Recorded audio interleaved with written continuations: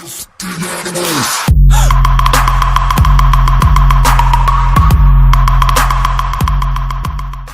up, YouTubers? This is Rip from Rip Reviews. Gonna do a Taboo Season 1, Episode 2 review. There's a lot going on here, so let me just go ahead and get right into it. The East India Trading Company is conspiring to undermine James Delaney. They want him dead in the next 2 days, or there's going to be hell to pay. The leader of that group basically threatens an employee to have him killed, or he's going to be fired within 2 days. James goes back where he buried something from episode 1, if you remember. James gets a safe to put what he dug up in that safe. Turns out that it's diamonds.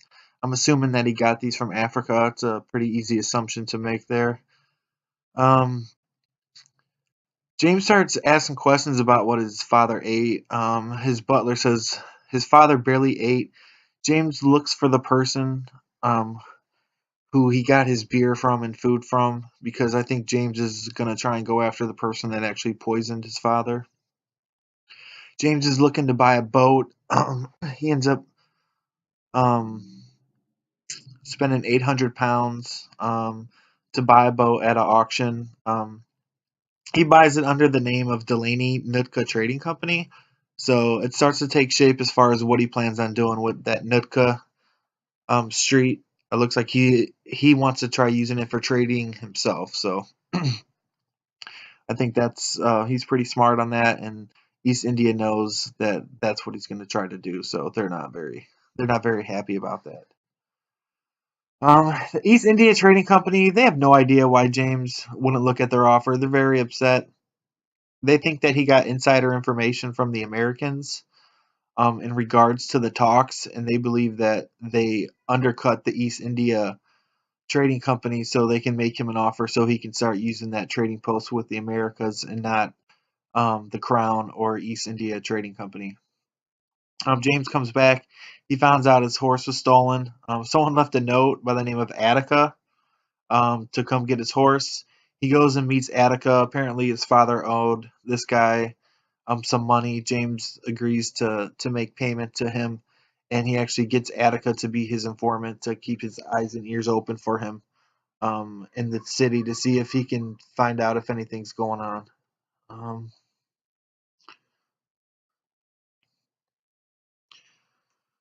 The mistress is trying to get James killed so she can have her rooms back, James finds out. A child told him and showed him where the boat is, where the person that's going to try to kill him was at.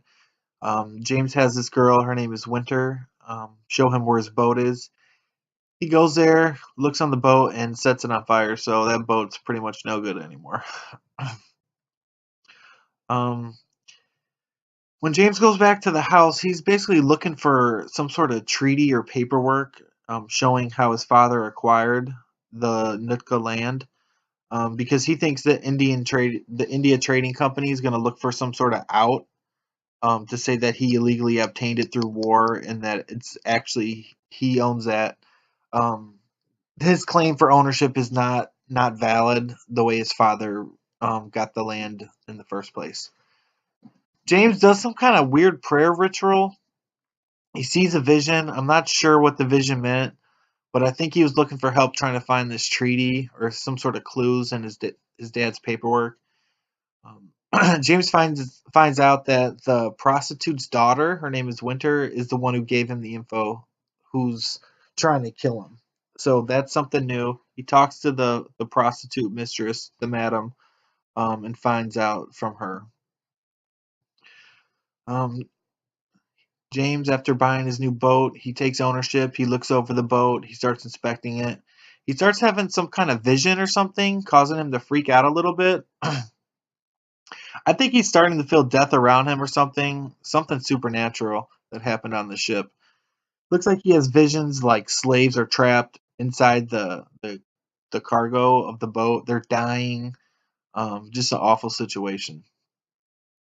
This is kind of a twist. James meets a spy for the Americans.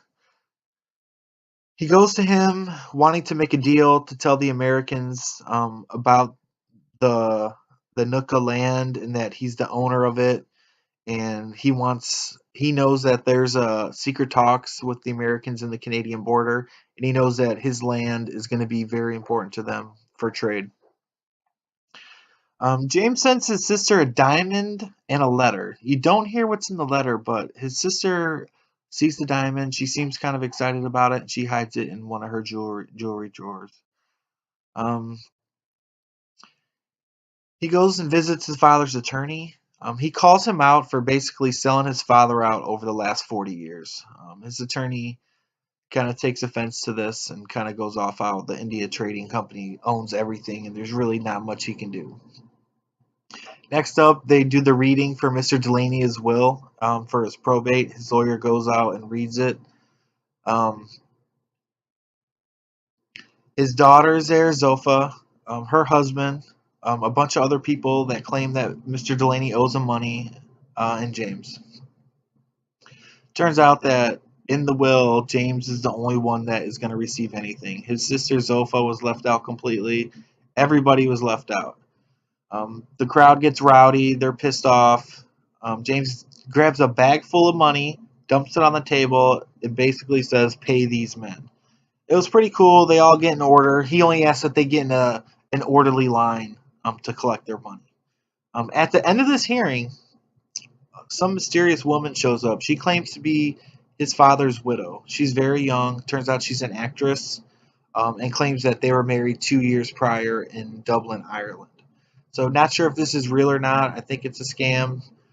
Basically trying to get part of the inheritance moved over from James to his widow. Um, the lawyer went to try to confirm the marriage of his father. So he went and reached out to the priest in Dublin. That's where she said they were married. The priest got back to him. He mentioned that the marriage is legit.